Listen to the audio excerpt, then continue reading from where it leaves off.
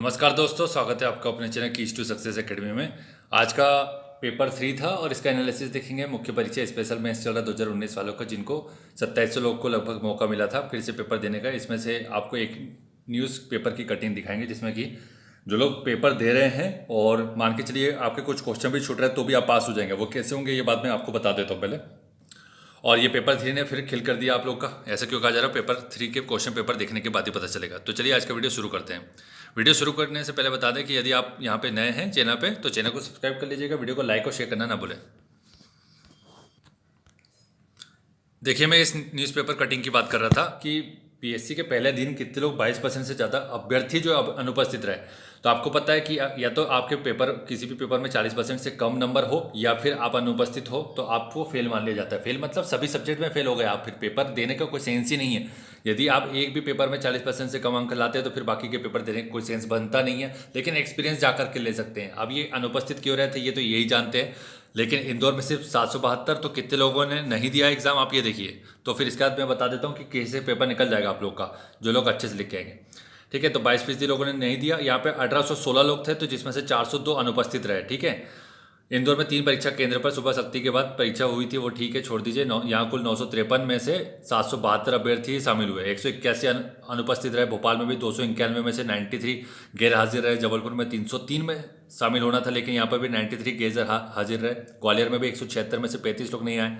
तो इस प्रकार से लगभग मान के चलो बहुत सारे अभ्यर्थी जो है लगभग 20 से 25% अभ्यर्थी भी अगर नहीं पेपर दिए हैं तो क्या आप सिलेक्शन पा सकते हैं। कैसे सिलेक्शन पाएंगे उसका तरीका एक ही है कि अगर यदि आप क्वेश्चन पेपर अटेम्प्ट कर रहे हैं तो आपको किसी भी तरीके से पेपर पूरा अटेम्प्ट करना है, क्वेश्चन छोड़ना नहीं है। क्वेश्चन कौन सा छोड़ सकते हैं? वो 3 मार्कर छोड़ सकते हैं, उसके अलावा कुछ भी नहीं छोड़ना है। 3 मार्कर कौन से छोड़ सकते हैं? जो बिल्कुल भी नहीं बनते और कभी सुना ही नहीं है, तो उसमें गलत लिखने से अच्छा है कि उसको ब्लैंक छोड़ दो।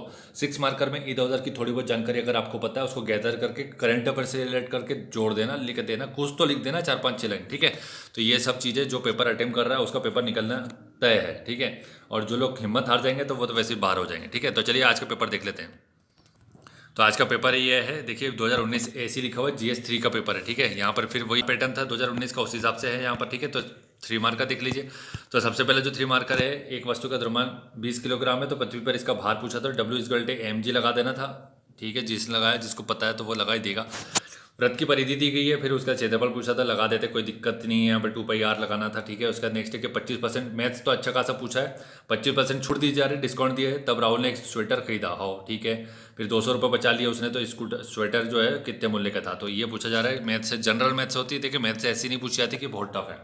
अपन ने जो पटवारी में मैथ्स दिया आप लोगों ने बहुत टफ लेवल है वो, लेकिन यहाँ पीएससी में बहुत इजी लेवल का मैथ्स आता है, तो आप आराम से कर सकते हैं। यहाँ पर थोड़ा बहुत तो आना ही चाहिए अब आपको। भारतीय वैज्ञानिक सीवी रमन के भौतिकी में महत्वपूर्ण योगदान बताना था, आराम से बताना था। रमन इफेक्ट के बारे में लिख देते हैं। नोबेल अवार्ड मिला 1930 में, 1928 की उनकी खोज, ये सब बता देना था और कुछ नहीं। फिर उसका एप्लीकेशन भी बताना था कि एप्लीकेशन क्या है, रमन इफेक्ट का कहाँ का यूज़ हो रहा है आधुनिक भौतिकी में या मॉडर्न टेक्नोलॉजी में कैसे यूज़ हो रहा है उसका। ठीक है, नेक्स्ट है इसके बाद की भूतापीय ऊर्जा क्या है ये बताना था। जियोथर्मल एनर्जी बताएंगे तो उसके कुछ साइट पर बताना था, इंडिया की कहाँ पर साइट है ये।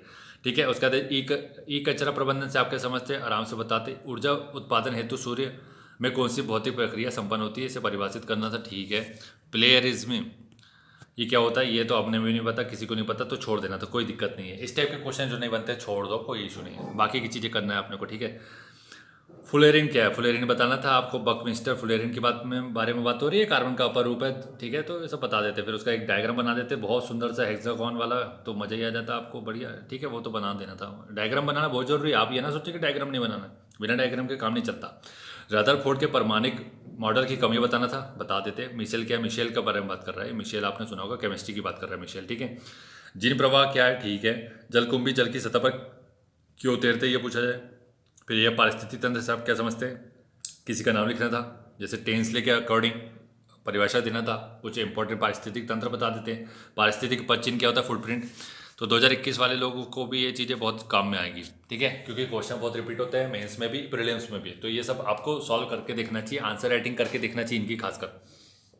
6 मार्कर में देखते हैं कि कृषि और औद्योगिक में नैनो तकनीकी के उपयोग को समझाना था। ठीक है, एक पासा फेंक दिया, प्रोबेबिलिटी का क्वेश्चन है, प्रायिकता। तो एक पासा जब फेंक दिया है, पासा में आपको पता है कि भाई पासा है तो 6 अंक होंगे, तो उसमें फिर वो बोल रहा है कि अभाज्य संख्या कितनी है, 4 से अधिक संख्या, 5 से अधिक कम आने वाली संख्या आपको बताना था। ठीक है, कोई दिक्कत नहीं है। गुरुत्वाकर्षण के साथ नियम नियम के बारे में बताना था कि वैकल्पिक ऊर्जा स्रोतों की आवश्यकता क्यों होती है। बौद्धिक संपदा अधिकारों पर संक्षिप्त टिप्पणी लिखना था, जो कि आप बता देते हैं। दूरसंचार में सूचना और तकनीकी संचार तकनीकी की भूमिका समझाना था। ये सब 6 मार्क है, ठीक है। रासायनिक सूत्र क्या होता है समझाइए। ये क्वेश्चन जो ऐसा है, रासायनिक सूत्र क्या है इसे समझाइए। तो इसमें मुझे लगता है कि कुछ लोगों को समस्या आती, तो चलो ठीक है, छोड़ दिया। अगला देखो, ऑक्सीकरण अपचयन अभिक्रिया समझाना था। मतलब ऑक्सीकरण अपचरण आपको बताना था। रेडक्स रिएक्शन भी बता सकते थे उसमें, ठीक है, वही बताना है आपको। प्रकाश संश्लेषण बता सकते थे, श्वसन की क्रिया बता सकते थे, कुछ भी लिख सकते हो। बहुत अच्छा आपके पास पढ़ने को चीज़ें अवेलेबल है मार्केट में, बहुत अच्छी अच्छी चीज़ें है, बस अब आपने पढ़ा कि नहीं इसके ऊपर बात। वाहित मल जल को कैसे प्रदूषित करता है ये बताना है। फिर उसके बाद ओजोन परत क्या है, क्लोरोफ्लोरोकार्बन किस प्रकार से ओजोन परत को प्रभावित करते हैं, ठीक है। प्रकाश संश्लेषण क्या है, ग्रीन हाउस गैसें क्या है। कितना ईजी पेपर है, आराम से इसमें 200 नंबर स्कोर किया जा सकता है, कोई बड़ी बात नहीं है, ठीक है। अब यह है कि आपके ऊपर कि आपने इसको अच्छे से पढ़ा था कि न्यूटन के गति के नियमों को लिखिए और इन्हें विस्तार पूर्वक समझाइए। देखिए एक चीज़ यहाँ से समझ में आ रही है कि वो अभी भी इंटेलिजेंस अंडरस्टैंडिंग वाली चीज़ों पे नहीं जाता है, ठीक है। सीधा सीधा क्वेश्चन बन रहा है कि भाई न्यूटन के गति के नियम क्या है, उसको विस्तार से बताना है। न्यूटन की गति का कोई जिस नियम है उसके आधार पर कोई मॉडर्न टेक्नोलॉजी आई है तो उसकी चीज़ें नहीं पूछता है। एमपीपीएससी की सबसे अच्छी बात यही, ठीक है। तो आप जो स्कूल में पढ़ रहे थे 10th 12th में, वही चीज़ यहीं पर है। तो वहाँ आपने वहाँ जैसे पढ़ा वैसे यहाँ पढ़ना है, तो रट लो, रट सकते हो तो 1 साल की मेहनत होती है। ड्रॉप ले लो, उसके बाद सीधा 1 साल पूरा रट के आओ और लिख के जाओ, कोई दिक्कत नहीं। परंपरागत और गैर परंपरागत ऊर्जा के संसाधनों से आपके समझते हैं, इनमें अंतर लिखना था, ठीक है, लिख देते, बहुत अच्छा से लिख देते लगे तो। निम्नलिखित पर संक्षिप्त टिप्पणी करना था। यौगिक एवं मिश्रण, धोवन एवं सोडा, टिप्पणी करना था, टिप्पणी बोला, ठीक है। धातु और अधातु क्या है, इसके भौतिक और रासायनिक गुण बताना था। फिर उसके बाद पर्यावरण क्षरण क्या है, इसके महत्वपूर्ण कारकों प्रभाव को समझाइए। कितना इजी पेपर है बताइए, कुछ भी ऐसा कोई क्वेश्चन नहीं मिला यहाँ पे 15 और 6 मार्कर में की दिक्कत करे। वो रासायनिक सूत्र वाला चलो छोड़ दो, तो उसमें 12 क्वेश्चन भी तो दिए, 10 ही तो करने थे, ठीक है। इसके बाद पर्यावरण क्षरण पूछा है, ठीक है, ये हो गया। ठोस अपशिष्ट प्रबंधन क्या है और महत्वपूर्ण विधियों का वर्णन करना। विधि मतलब वही है कि आपको इंपॉर्टेंट मेथड्स बताने थी, और मेथड्स बताने के बाद तो ठोस अपशिष्ट प्रबंधन के क्षेत्र में मध्य प्रदेश सरकार और भारत सरकार क्या कर रही थी, क्या कर रही है, उसके बारे में बताना पड़ेगा। फैक्ट भी बताने पड़ेंगे कुछ, है ना, फैक्ट तो लिखने पड़ेगा। 50 मार्कर देख लो यहाँ पर। 50 मार्कर में पहला क्वेश्चन है कि भारत में, नहीं फिर से ये सेकंड पार्ट हो गया, ठीक है, ये सेकंड पार्ट में आ गया अपन। यहाँ पे 3 मार्कर देख रहे हैं, ठीक है। तो भारत में द्वितीय क्षेत्र के प्रमुख घटक बताना था, द्वितीय क्षेत्र के घटक बनाने थे। तो उद्योग से के साथ साथ और क्या क्या चीज़ें आती है वो सब बताना था, ठीक है। इकोनॉमी सर्वे के हिसाब से कुछ डाटा लिख देते तो बहुत अच्छा था। बहुआयामी गरीबी सूचकांक के बारे में बात कर रहे हैं, मल्टी डायमेंशनल पॉवर्टी इंडेक्स, ठीक है। तो इसका लेटेस्ट रिपोर्ट भी बताते और फिर इंडिया का रैंक बताना था, ये सब चीज़ें बतानी थी, ठीक। आर्थिक विकास के कुछ गैर आर्थिक तत्व के बारे में बताना है, ठीक है। नेक्स्ट है कि ग्रामीण शाख के विभिन्न स्रोत बताना था। खाद्य सुरक्षा से आप क्या समझते हैं। उज्ज्वला योजना के क्या लाभ है। अधोसंरचना क्षेत्र में प्रमुख घटकों को लिखिए। इकोनॉमी का जो पेपर, मतलब इसका जो पेपर 3 का जो पार्ट बी है वो भी बहुत ईजी है। मध्य प्रदेश की क्षेत्रवार प्रमुख फसलें लिखिए, ठीक है। मध्य प्रदेश द्वारा वैश्वीकरण की दिशा में उठाए गए 3 प्रमुख आर्थिक कदमों को लिखना था। भारत द्वारा वैश्वीकरण की दिशा में उठाए गए 3 कदम लिखने थे, ठीक है। समावेशी विकास से आप क्या समझते हैं, डेफिनेशन है, तो फिर डेफिनेशन सिर्फ नहीं लिखनी है, और भी चीज़ें बतानी पड़ेगी। आर्थिक नियोजन के प्रमुख उद्देश्य बताने थे, ठीक है। और किस पंचवर्षीय योजना में आर्थिक नियोजन अपनाया गया था वो लिखना था। कौन संबंधित था उससे, किसने प्लान बनाया था, ये सब बताना था। मतलब एक क्वेश्चन के ज़्यादा से ज़्यादा पहलू आपको बताना चाहिए। महात्मा गांधी नरेगा योजना के बारे में बोल रहा है कि उसकी प्रमुख विशेषता बताना, ठीक है। खुले बाजार की क्रियाओं से आप क्या समझते हैं। रेपो रेट क्या है, खुले बाजार की क्रिया, अभी हाल ही में न्यूज़ में था खुले बाजार की क्रिया, आरबीआई ने कुछ, ठीक है, इसके ऊपर कार्य किया था। तो खुले बाजार की क्रिया के ऊपर आपको देखना ही था। और ये तो संसद में भी, यहाँ पर बजट भाषण में इसका भी उल्लेख किया था निर्मला सीतारमण जी ने, तो ये आपको देखना था। चलो नहीं देखा तो कोई बात ही नहीं है, अगर न्यूज़पेपर भी रेगुलर फॉलो करते तो हो जाता है ध्यान से। कृषि विनियमित मंडी से आप क्या समझते हैं, ठीक है। 6 मार्क का देख लो यहाँ पे कि सेबी के उद्देश्य और कार्य बता रहा है, सीधा सीधा तो क्वेश्चन आता है यार। विनिवेश से आप क्या समझते हैं, भारत में इसकी कमजोरियाँ बताना था, ठीक है। विकास के पूरा मॉडल क्या, पूरा से संबंधित आपको एपीजे अब्दुल कलाम का नाम आना था यहाँ पर, अगर लिखा होगा तो बहुत अच्छी बात है। कुछ ऐसे लोग के नाम तो आने ही चाहिए मॉडल में, मतलब जो भी आंसर होता है उससे रिलेटेड जो व्यक्ति है संबंधित, उसका नाम तो लिखना अनिवार्य हो जाता है। भारत में सेवा क्षेत्र में तीव्र आर्थिक वृद्धि के कारण बताना था, ठीक है। हाँ, तो यह सेवा क्षेत्र से आपको फिर रिलेट करना था, और इसको बताना था कि भाई हम औद्योगिक क्षेत्र जो मतलब सेकेंडरी सेक्टर है उसको भी हम कैसे उठा सकते हैं। यह सब बातें आपको रिलेट करके भी बतानी थी। भारत में सौर ऊर्जा की संभावना का विश्लेषण करना था। संभावना के बारे में मतलब फ्यूचरिस्टिक के बारे में बात कर रहा है कि फिर आप इसमें 1-2 बता सकते थे कि भाई हमारे जो बंजर भूमि है उसका टोटल लैंड एरिया बताना था, ठीक है, वो बताते। फिर उसका UNCCD का जो COP14 हुआ था वो भी बताना था, और फिर इसकी संभावना बता देते कि उसको जोड़ते हुए। तो इसमें ये चीज़ समझ में आती है कि आप कैसे एक जो नॉन यूज लैंड है उसको कैसे यूटिलाइज कर रहे हो, ये चीज़ें आपको बतानी पड़ेगी, उसको समझाना पड़ेगा कि हम ऐसा भी कर सकते हैं। तो ये आपको उसकी जो पर्सनैलिटी आपकी आपकी जो सोचने की क्षमता है वो सब यहीं पर जजमेंट होता है। ठीक है, नगरीकरण की मुख्य समस्या बताना था, बता देते हैं। मध्य प्रदेश के कृषि क्षेत्र के मुख्य कमजोरी का विश्लेषण करना था। कृषि क्षेत्र के मुख्य कमजोरियां मध्य प्रदेश की, सोच रहे हो जिसके 7 बार कृषि कर्मण अवार्ड मिला है उसकी कमजोरियां पूछ रहे हैं। तो इसका मतलब तो यही है ना कि भाई ग्रोथ भी हो रहा है अपना, फिर भी हम चाहते हैं कि 20% का ग्रोथ हो ताकि जो कृषकों की आय वो 2 टाइम्स हो जाए। तो उसके लिए ये इन्होंने कुछ कमजोरियां पूछी थी और कमजोरी आपको बताना था। कमजोरी बताने के बाद आपको सरकारी प्रयास भी बताने थे।